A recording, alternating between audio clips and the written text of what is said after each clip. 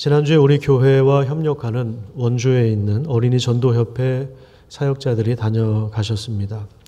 그분들은 강원도 전역을 돌아다니면서 어린이 전도에 목숨을 건 분들입니다.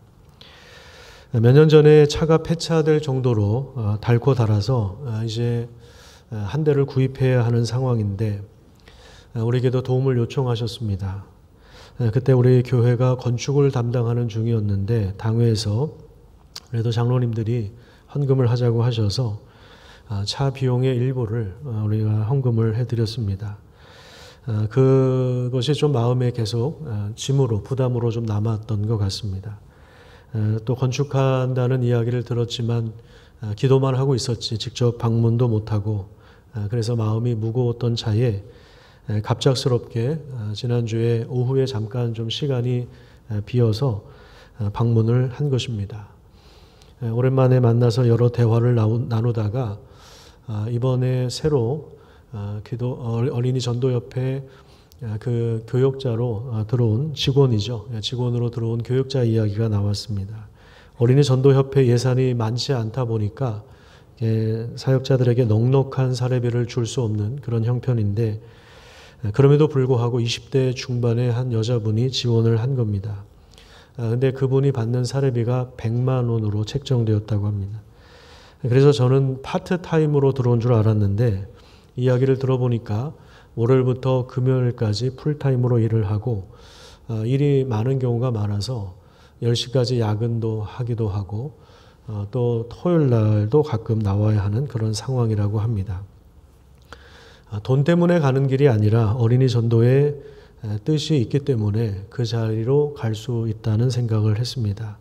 물론 사례비를 더 넉넉하게 책정하면 좋겠지만 그 이야기를 들으면서 오히려 사명이 무엇인지 복음 전하는 것의 진정성이 무엇인가를 저 스스로도 한번 생각해 보는 계기가 되었습니다. 전임 사역자인데 100만 원 받고 그 길을 갈 수 있다면 사실 저는 그 이야기를 듣고 약간 조금 심장이 찢어지는 것 같은 그런 통증을 잠깐 느꼈습니다. 초음파 검사를 좀 해봐야 될 것 같습니다.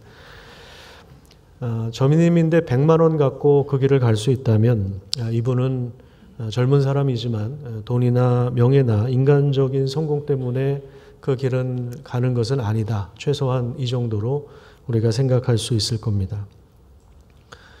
우리 사역자들에게 있어서 가장 중요한 것, 특별히 하나님의 말씀을 맡은 우리 모든 성도들에게 가장 중요한 것 중에 하나는 바로 이러한 진정성이라고 생각합니다. 바울도 마찬가지로 이런 진정성을 가지고 설교를 했고 또 사역을 감당했는데 우리가 읽은 이 데살로니가 교회의 교인들에게 보낸 편지를 통해서도 말씀을 맡은 사람들의 그 목양의 태도와 자세가 무엇인가에 대한 그러한 지혜를 얻을 수가 있습니다.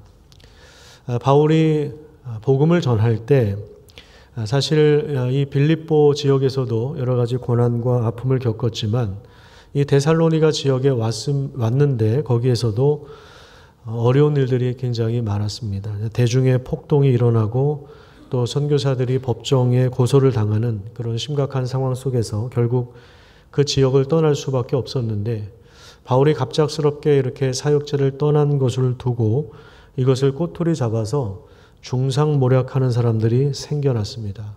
어떻게 해서든 바울의 평판을 깎아내리고 목회자의 권위를 깎아내리고 사역에 먹칠을 하면서 복음을 손상시키기로 작정을 한 거죠. 우리가 목양을 감당하고 또 앞에서 목회를 하다 보면 누군가에 의해서 중상모략을 당할 때가 있습니다. 이런 이야기가 교회 안에 퍼지면 교회 안에는 한쪽 이야기만 듣고 그 마음이 상하는 사람들이 나옵니다. 바울도 개인적인 공격을 받을 때 마음이 상당히 아팠을 겁니다. 그런데 바울이 더 아팠던 것은 교회가 흔들리는 것입니다. 그것을 더 이상 방치하면 안 되겠다. 그래서 자신의 억울함을 변호하는 차원이 아니라 복음의 진리를 지키고 교회의 장래를 염려하는 차원에서 이 편지를 써서 보낸 겁니다. 그래서 데살로니가 전서 1장, 2장, 3장을 쭉 읽어보면 자신의 행동을 변호하는 그런 내용들이 나옵니다. 본의 아니게 그 도시를 갑작스럽게 떠날 수밖에 없었던 배경에 대해서 설명하고 있습니다. 그들은 데살로니가에 도착하기 전에 이미 빌립보에서도 많은 고난과 능욕을 당했습니다. 2절 말씀에 보시면 능욕이라고 하는 단어가 나오는데 이 표현은 아주 험한 꼴을 당했다, 그런 의미가 있습니다. 로마의 치안 관리들이 이 목회자들의 옷을 찢었습니다. 매로 치고 그리고 감옥에 가두었습니다. 그러니까 사람들이 보는 앞에서 공개적인 자리에서 아주 치욕스러운 핍박을 당한 것입니다. 이쯤 되면 이 정도 어려움이 있으면 누구나 더 이상 이 일을 하고 싶지 않았을 거예요. 그런데 바울이 고백하는 것이 뭐냐면 오히려 그런 어려운 순간에 내가 하나님을 힘입었다. 그래서 많은 싸움 중에 복음을 전했다, 그렇게 이야기를 합니다. 복음은 꽃밭에서 전수되는 것이 아닙니다. 많은 시험과 고난과 어려움이 가중되는 그런 상황 속에서 전수되는 것입니다. 그런 면에서 우리는 복음의 진정성을 확인할 수가 있는 거죠. 오늘 본문 2절에서 5절 말씀을 세 번역으로 우리 화면을 통해서 같이 읽어보도록 하겠습니다. 시작. 여러분이 아는 바와 같이 우리가 전에 빌립보에서 고난과 모욕을 당하였으나 심한 반대 속에서도 하나님 안에서 담대하게 하나님의 복음을 여러분에게 전하였습니다. 우리의 권면은 잘못된 생각이나 불순한 마음이나 속임수로 하는 것이 아닙니다. 우리는 하나님께 검정을 받아서 맡은 그대로 복음을 전합니다. 우리가 이렇게 하는 것은 사람의 환심을 사려고 하는 것이 아니라 우리의 마음을 살피시는 하나님을 기쁘게 해드리려고 하는 것입니다.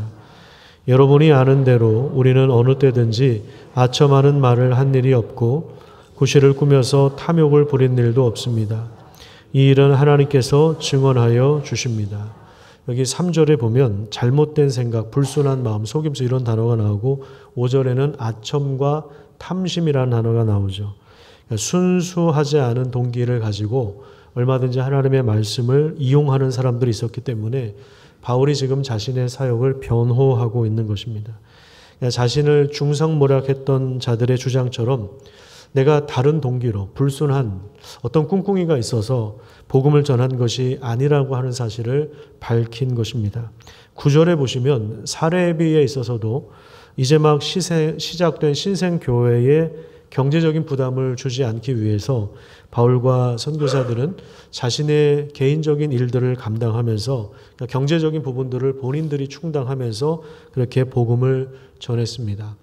그리고 그들을 대하는 태도에서 두 가지 이미지를 이야기하는데 첫째는 유모와 같이 내가 너희들에게 복음을 전했다, 이렇게 이야기합니다. 어린아이를 돌보는 어머니와 같은 마음이었다는 거예요. 7절과 8절에 보시면 우리는 그리스도의 사도로서 마땅히 권위를 주장할 수 있으나 도리어 너희 가운데서 어떤 사람이 되었다고 이야기합니까? 유순한 자로, 마치 자기 자녀를 기르는 어머니처럼. 그래서 우리가 이같이 너희를 사모하여 복음뿐만 아니라 우리의 목숨까지도, 그렇잖아요. 우리 부모님들은 우리 자녀들을 위해서 목숨까지는 아니겠지만 어쨌든 자신의 삶을 다 내어주지 않습니까? 그런 것처럼 우리가 너희들에게 이러한 사랑으로 목양을 감당했다, 그렇게 이야기를 하는 겁니다. 그러니까 바울은 교회 안에서 마치 자기가 주인인 것처럼 행사하지 않았다는 겁니다. 성도들 위해 군림해서 권위를 주장하지 않았다는 겁니다. 사람에게서 영광을 구하거나 자신을 높이기 위하여 다른 사람을 이용하지 않고 정말 어린아이를 3살, 4살짜리 아이를 대하는 엄마처럼 그렇게 성도들을 대했다는 거예요.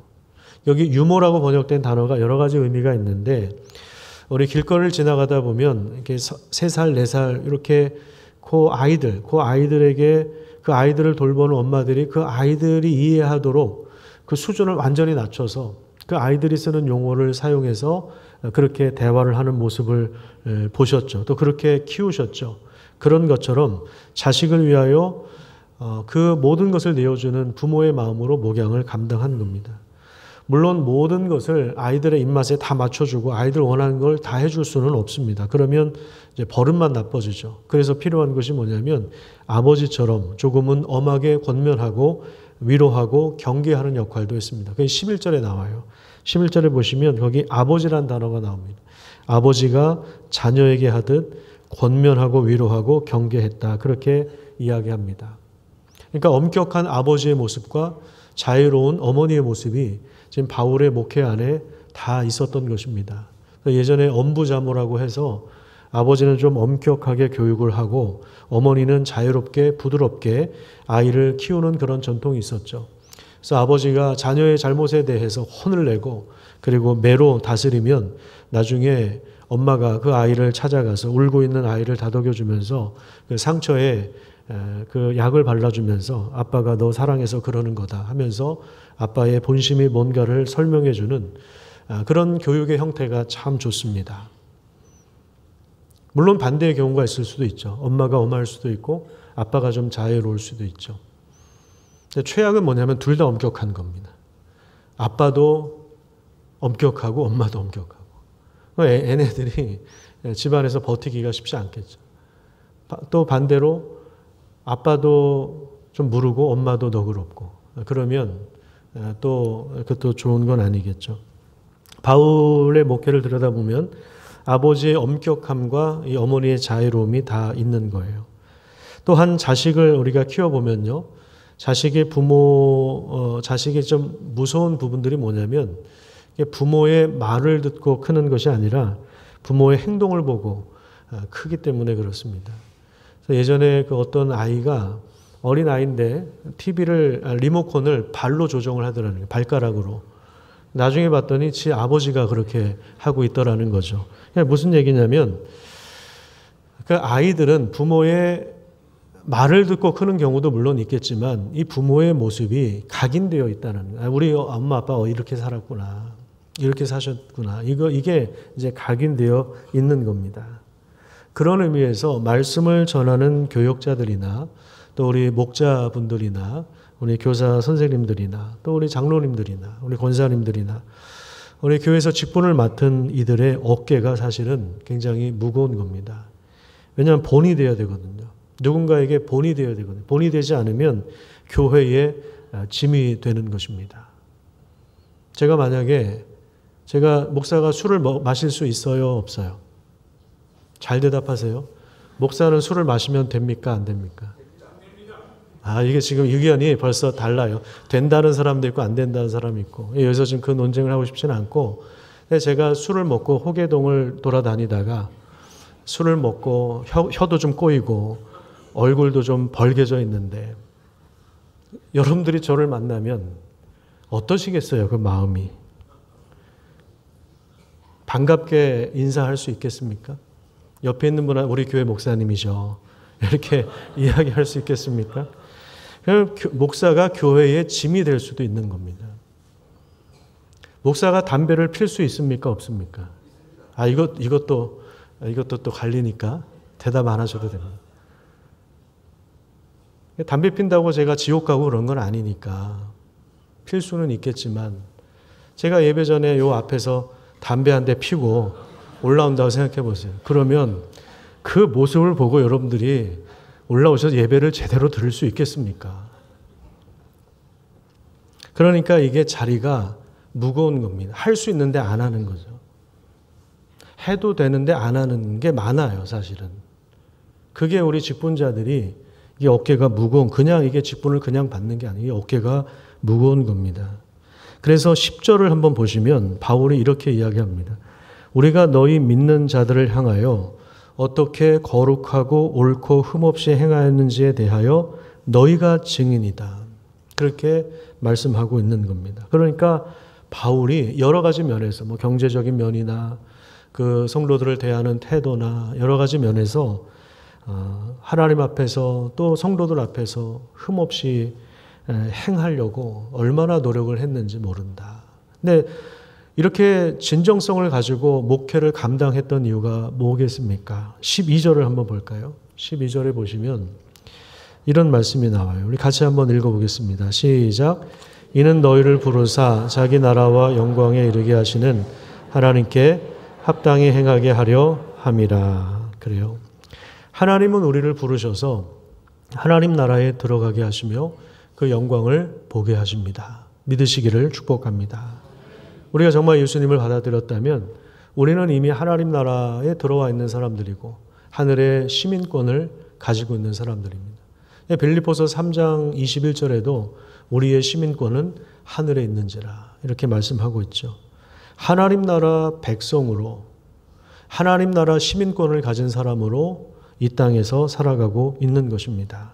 그렇기 때문에 이제 우리에게 중요한 건 뭐냐면 우리의 소속이 바뀌어서 우리 하나님 나라 백성이 되었는데 그 나라에 어울리는 삶을 살아야 되지 않겠습니까? 자, 그렇다면 그 하나님 나라에 합당한 삶이 무엇인가? 그 내용이 이제 데살로니가 전서 3장, 4장, 5장 후반부에 가득 담겨 있는데 이 내용들을 제가 주중에 읽으면서 한 3가지 정도로 좀 뽑아봤습니다. 첫 번째는 사랑이 깊어지고 풍성해지는 것입니다. 한번 따라서 해볼까요? 사랑이 깊어지고 풍성해지는 것. 이것이 바로 하나님 나라 백성들에 어울리는 그 나라에 어울리는 삶의 모습입니다. 데살로니가전서 3장 12절에 보면 또 주께서 우리가 너희를 사랑함과 같이 너희도 피차간과 모든 사람에 대한 사랑이 더욱 많아 넘치게 하사 이것을 놓고 지금 기도하고 있습니다. 하나님의 사랑이 바울에게 흘러갔고 그리고 그 사랑이 바울의 복음 전파를 통해서 기도를 통해서 또 이 서신을 통해서 데살로니가 교인들에게 흘러갔습니다. 사랑은 전염되는 것이고 흘러가는 것입니다. 복음을 전해준 이들이 진정성을 가지고 사랑하기 시작할 때 복음을 받은 사람들이 서로 사랑하면서 더욱더 깊어지는 것입니다. 우리 교회는 풍성한 삶의 초대라는 과정으로 한 5번 정도 만나거든요. 그래서 그냥 길에서 전도지 나눠주고 교회 한번 나와보세요. 물론 이것도 필요한 일이고 사실 좀 그것도 필요하긴 해요. 필요하고 그렇게 하는 분들도 사실은 진심을 가지고 하시죠. 사실 대단한 헌신입니다. 요즘 같은 시대에는. 만약에 그런 분들이 있다면 그것도 참 귀한 일인데 그런데 이게 정말 그 사람을 우리가 모르잖아요. 동네에 있는 길에 지나다니는 사람 잘 모르잖아요. 그러니까 인격적으로 만나서 5번 삶을 나누고 그래서 이제 복음을 나누는 이 과정들이 굉장히 중요한 겁니다. 그러니까 이 사람이 나한테 정말 진정성이 있는 거구나. 아니면 교회에서 그냥 프로그램 돌리고 있구나. 이거는 복음을 받은 사람들이 분명히 느낄 겁니다. 그래서 복음을 전해주는 사람들이 이 진정성을 가지고 서로 사랑할 때 함께 본이 되고 본을 받는 은혜가 나타나고 그래서 이 복음으로 말미암아 사람이 변화되기 시작합니다. 이 모든 일을 주관하시는 분이 우리 주님이세요. 거기 12절 다시 한번 보세요. 주께서라고 나오죠. 주께서 우리가 너희를 사랑한 것처럼 너희도 피차간에 그러니까 교회의 성도들끼리 서로 사랑하라는 거죠. 교회 안에서. 여러분 이게 사실 어려운 일입니다. 예를 들어서 우리가 어떤 모임이나 동호회나 어떤 단체에 가면 비슷한 목적을 가지고 오는 분들이 저 대부분 그러니까 수준들이 비슷합니다. 그런데 교회는 다 달라요. 정치적인 성향도 다르고 고향도 다 다르고 다 다릅니다. 생각하는 게 다르고 일하는 방식도 다르고 정말 다릅니다. 남녀노소 누구든지 다 모여 있는 곳이 교회입니다. 1살짜리 아이도 등록할 수 있고 90세 되신 어르신이 등록할 수도 있습니다. 다 달라요. 근데 그런 상황 속에서 내 마음에 드는 사람도 있지만 그렇지 않은 사람도 있을 수 있습니다. 그런데요, 여러분, 내가 마음에 들고 내가 사랑할 만한 사람을 사랑하는 것 누구나 다 할 수 있죠. 교회 안에는 내 스타일과 전혀 다른 사람들, 내 마음을 상하게 하는 사람들도 많습니다. 근데 그들을 사랑하는 것은 우리 본성으로 할 수 있는 일은 아닙니다. 예수 그리스도를 통해서 성령께서 우리에게 새로운 본성을 주셨는데 그것이 바로 사랑입니다. 그래서 우리가 말씀에 주목하고 성령 하나님의 인도를 따르기 시작하면 다른 사람을 사랑할 수 있는 길이 열리는 것입니다. 물론 사랑이라고 하는 것이 무조건 희생하고 무조건 섬기는 것, 무조건 다 받아주는 것은 아닙니다. 우리가 잘 분별할 필요가 있습니다. 약한 것은 받아줘야 되지만 악한 것에 대해서는 단호하게 거부해야 됩니다. 잘 구분하십시오. 연약한 것은 우리가 이해하고 공감하고 기다려줘야 됩니다. 하지만 악한 것은 거부해야 됩니다. 이걸 잘 구분해야 돼요.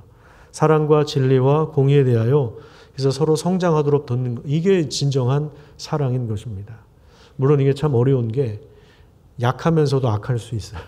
그래서 이게 사실은 쉬운 일은 아닙니다. 그래서 정말 사랑이 충만한 사람들 보면 너그러움도 있지만 지혜도 있고요. 이게 참 멋있어요, 사람이. 그런 사람들이 되시기를 간절히 축복합니다. 교회 안에서 이렇게 사랑하기 시작하면 사람이 바뀌게 됩니다. 그 사랑을 받은 사람, 그러니까 고기도 먹어본 사람이 먹어볼 수 있다고. 사랑을 받았으니까 사랑할 수 있는 거거든요. 그러니까 교회에서 이렇게 사랑을 받으면 내 사랑의 사람으로 변화돼요. 힘들지만 사랑하도록 그렇게 하나님이 우리에게 힘을 주십니다. 그 힘을 가지고 우리가 세상에 나가면 더 이상한 사람들이 더 많거든요. 그런 사람들을 가지고 사랑하는 거예요. 다른 사람들도 품게 되는 거죠. 그래서 그 나이가 들수록 그래서 품이 넓어지는 겁니다. 여러분, 사실 세상 사람들이 구하는 게 뭔지 아십니까? 돈이나 권력을 찾는 것 같지만 사실 근원적인 문제를 따지고 들어가면 그들에게 필요한, 그들이 갈증을 느끼고 있는 것들은 사실 사랑입니다. 사랑받지 못했기 때문에 엉뚱한 것에서 인생의 행복을 찾고 있는 거죠. 근데 그 사랑은 세상에서 찾을 수가 있는 게 아니에요. 우리 주님께서 허락해 주시는 거라서 우리 하나님의 사랑 때문에 우리가 변화됐다면 그 사랑을 세상 속에 드러내줄 수 있어야 하는 것입니다.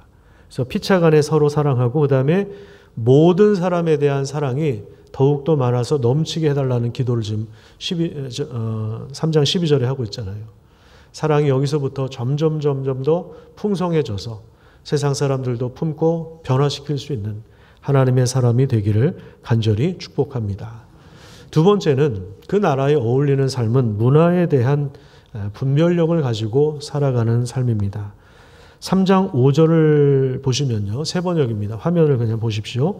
하나님의 뜻은 여러분이 성결하게 되는 것입니다. 여러분은 음행을 멀리하여야 합니다.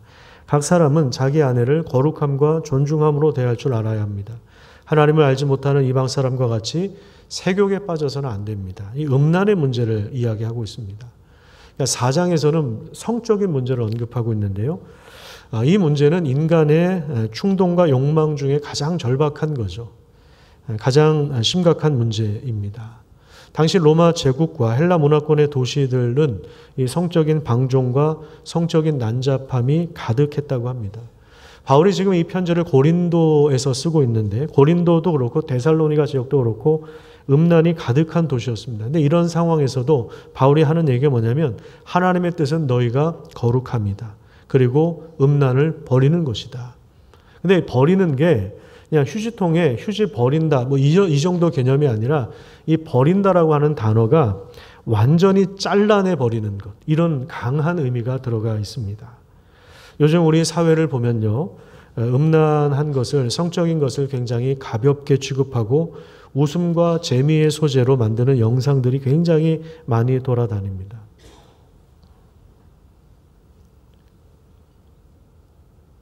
또 장년들은요, 어른들이 회사에서도 그렇고 무슨 이렇게 조직이 있고 그러면 남자들이 막 음란한 영상도 막 돌려본다고 합니다. 카톡방에 서로 공유하고 막 돌려본다고 해요. 그런 문화, 뭐 제가 지금 뭐 말씀드리지 않아도 얼마나 이게 심각한지, 성을 너무 가볍게 취급하고 장난처럼 취급하고 이런 일들이 우리 사회에서 얼마나 많이 일어나는지 모릅니다. 그런데 여러분, 성경에서 말하는 성은요, 하나님이 주신 범위, 그러니까 결혼 관계 안에서만 사용할 수 있는 것입니다. 그리고 성은 거룩함과 존귀함으로 사용해야 됩니다. 그런 의미에서 배우자와의 관계는 인격적인 동등한 관계여야 합니다. 어떤 뭐 경제적인 것이든 실력적인 것, 능력이든 어떤 이유든 간에 어느 한쪽이 어느 한쪽을 찍어 누르거나 압제하거나 완전히 기울어져 있다면 이거는 하나님의 뜻이 아닙니다. 성경에서 남녀 관계는 인격적인 동등함을 전제하고 있습니다. 근데 이 당시에는 결혼한 아내가 남자의 그냥 하나의 소유, 성적 욕망을 배설하는 어떤 도구, 성적인 도구, 이런 차원에 불과했어요. 이 당시에는 그랬어요. 그런데 지금 바울이 이야기하는 게 뭡니까? 거룩함과 존귀함으로 자기 아내를 대해라. 데살로니가 도시에서, 그 타락한 문화가 가득한 도시에서 자기 아내를 존중해라. 이거는 엄청난, 당시에는 혁명적인 이야기인 거예요. 근데 그렇게 이야기하고 있죠. 무분별하게 들어오는 성적인 문란함은 고대 도시나 지금이나 마찬가지입니다. 인간이 하나님을 떠나 만들어내는 문화가 얼마나 변질되고 얼마나 타락했는지, 그것이 우리 인간성을, 하나님의 형상을 얼마나 파괴시키는지 모릅니다. 그래서 그 문화를 잘 분별하고 그리고 거룩함을 이루어가는 귀한 은혜가 있기를 간절히 축복합니다.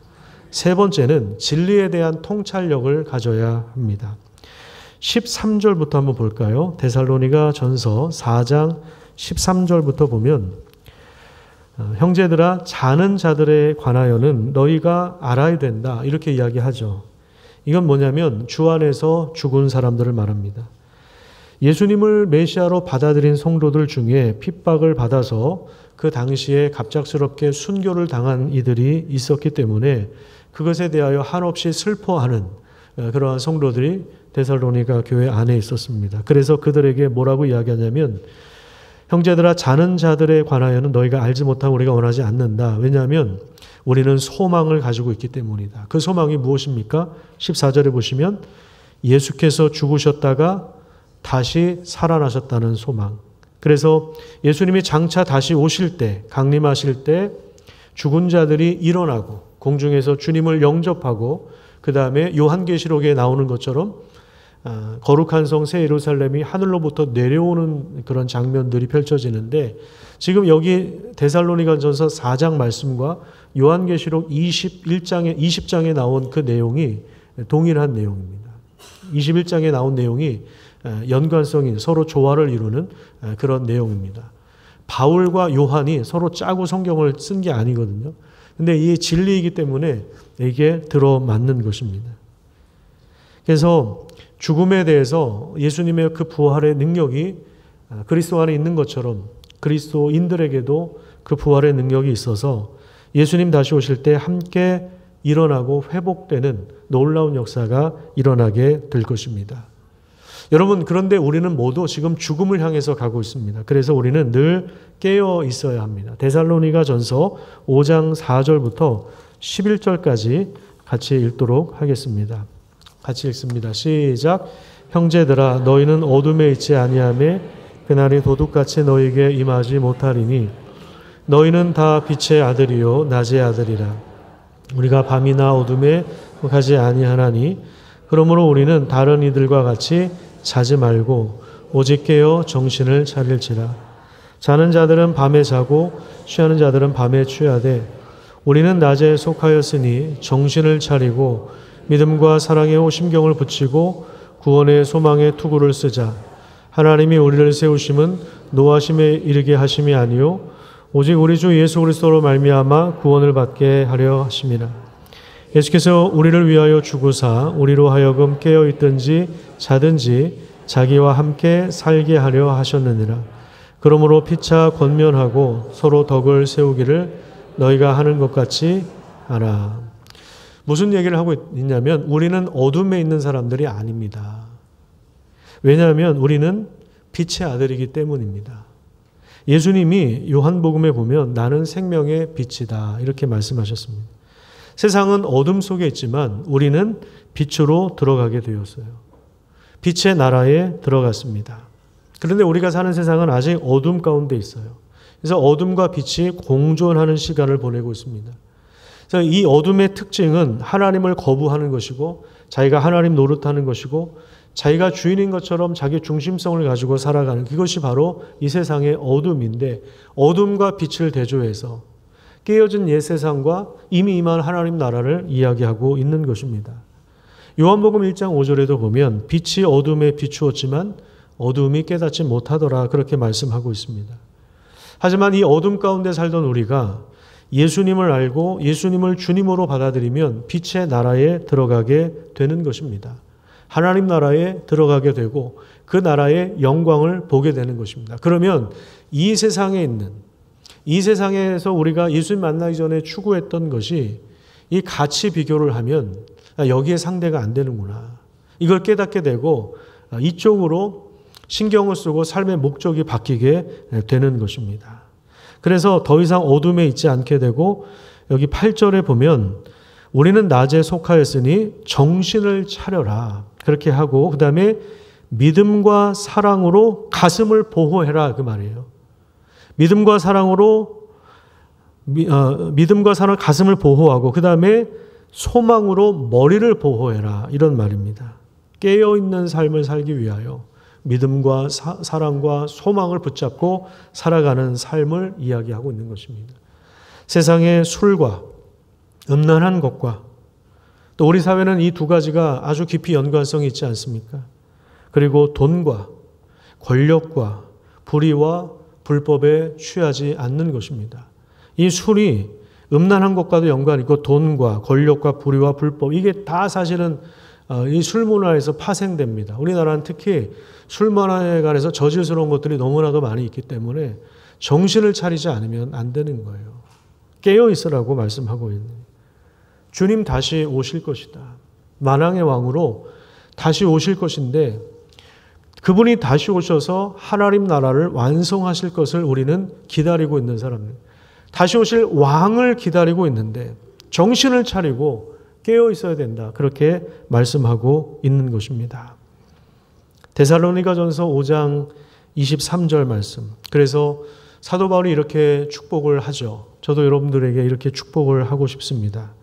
평강의 하나님이 친히 여러분들을 온전하게 하시고 여러분들을 거룩하게 하시고 우리 성도들의 영혼과 몸이 우리 주님께서 강림하실 때에 다시 오실 때에 흠없이 보존되는 그래서 그리스도의 형상을 회복한 하나님의 형상을 회복한 모습으로 그리스도와 같이 되는 그런 놀라운 변화의 역사가 일어나기를 간절히 축복합니다.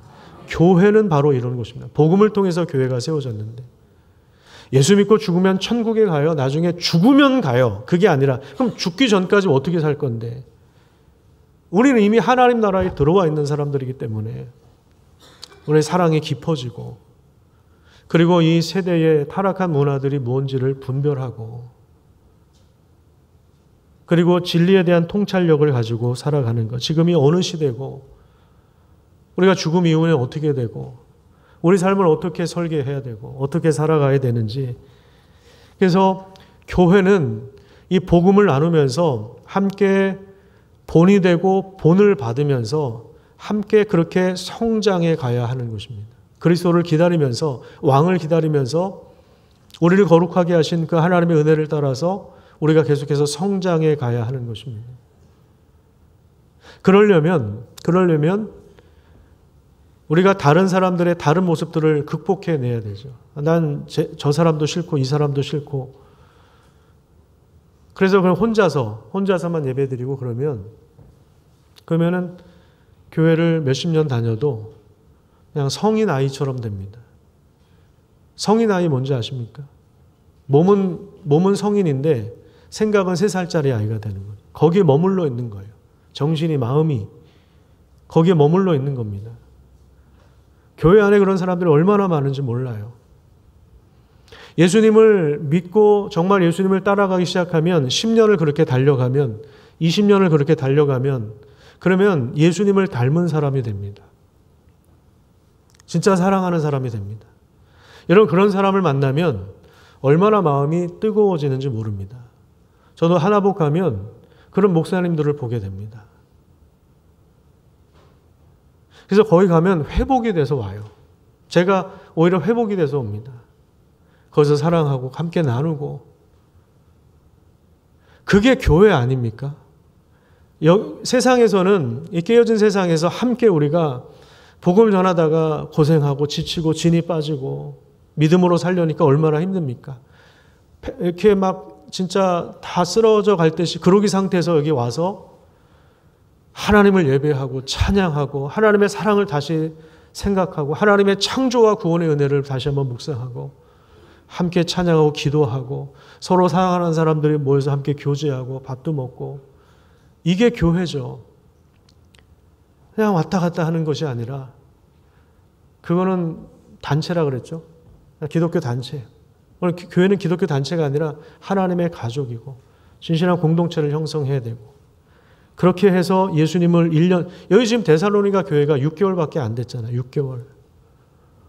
진짜 복음을 제대로 받아들이면 정말 회심하게 되고 우상을 버리게 되고 하나님께로 돌아오고 본을 받고 서로 사랑하고 피차간에 사랑하고 이런 일들이 실제로 일어나는 것입니다.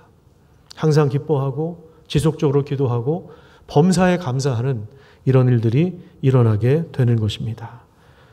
하나님이 우리를 그리스도 안에서 구원하신 것은 그냥 어린아이 상태로 하나님 나라에 들어 그게 아니라 그리스도와 같은 모습으로, 요한 1서에 보면 우리가 그와 같을 줄 아는, 예수님처럼 하나님이 우리를 완전히 거룩하게 하시는 그 비전이 우리에게 있는 것입니다.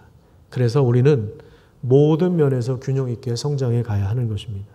하나님과의 관계뿐만 아니라 나 자신과의 관계에서도 내가 나를 진심으로 건강하게 사랑하고, 그래서 다른 사람을 품을 수 있고, 이 깨어진 세상을 더 망가뜨리는 그런 삶이 아니라 이 세상을 회복시키는, 치유하는 그러한 삶으로 변화되기를 원하시는 것입니다. 하나님의 은혜가 우리 성도들 가운데 함께 있기를 간절히 축복합니다. 우리 함께 성장해 갑시다.